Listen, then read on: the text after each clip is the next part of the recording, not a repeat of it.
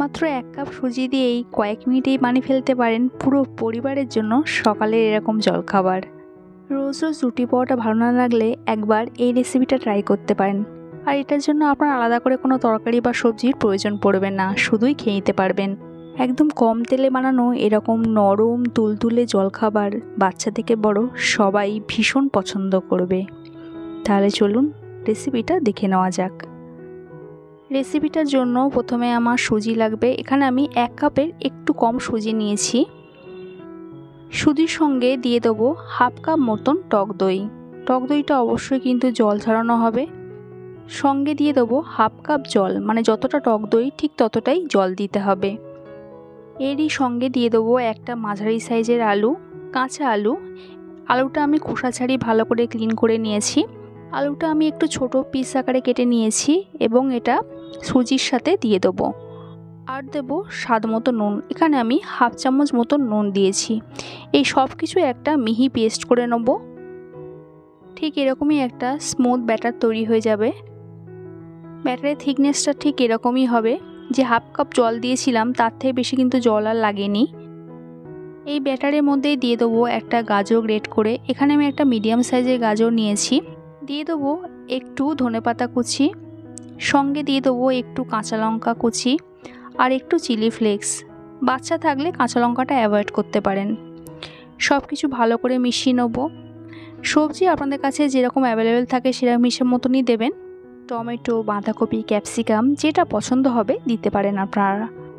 সবশেষে এখানে দেবো 1/2 চামচ মতন ইনো বা ফ্রুট সল্ট, সঙ্গে একটু জল দিয়ে দেবো। আর ইনোটা ব্যাটারের সাথে ভালো করে মিশিয়ে নিতে হবে। এরপর একটা ননস্টিক তাওয়া নিয়ে নেবো, তাতে 1/2 চামচ মতন কুকিং অয়েল নিয়ে নেবো। অয়েলটা ভালো করে স্প্রেড করে নেবো। তেল গরম হয়ে গেলে গ্যাসের ফ্লেমটা লোতে রেখে এই 1 হাতা মতন ব্যাটার দিয়ে দেবো।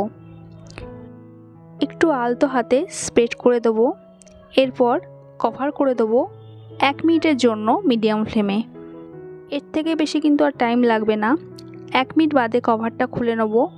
দেখতেই পাচ্ছেন ওপরের দিকটা ড্রাই হয়ে গেছে। একটু অয়েল ব্রাশ করে নেবো ওপরের সাইডটা। অয়েল ব্রাশ করার পর এটা অপর দিকটা উল্টে দেবো এবং উল্টানোর পরে আরও 30 সেকেন্ডের মতন কভার করে দেবো।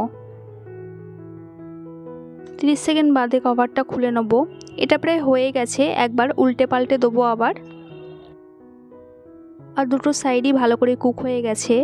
আর রেডি আমাদের সুজির এই নরম তুলতুলে জলখাবার। দেখতেই পাচ্ছেন কতটা সুন্দর দেখতে হয়েছে।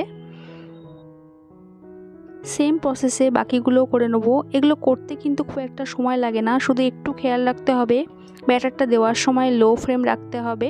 আর প্রথম দিকটা 1 মিনিট আর পরের সাইডটা 30 সেকেন্ড মতন রাখলেই কিন্তু এরকম সুজির চিলা বলুন, প্যানকেক বলুন রেডি হয়ে যাবে মুহূর্তের মধ্যে। আর প্রতিটা করতে কিন্তু 1 থেকে 1.5 মিনিটের বেশি একদমই সময় লাগবে না। খুবই ইজি প্রসেসে বানানো হলেও এটা কিন্তু ভীষণই টেস্টি হয়। আর এটা কিন্তু কয়েক মিনিটেই বানানো হয়ে যায়। বাচ্চাদের টিফিনও দিতে পারবেন আর সকালে জলখাবারে বড়রাও খেয়ে নিতে পারবেন। আজকের রেসিপিটা ভালো লাগলে লাইক কমেন্ট করবেন। আর আমার চ্যানেলে যদি নতুন হয়ে থাকেন চ্যানেলটা সাবস্ক্রাইব করার অনুরোধ রইল। দেখা হচ্ছে পরের রেসিপিতে। সবাই সুস্থ থাকবেন, ভালো থাকবেন।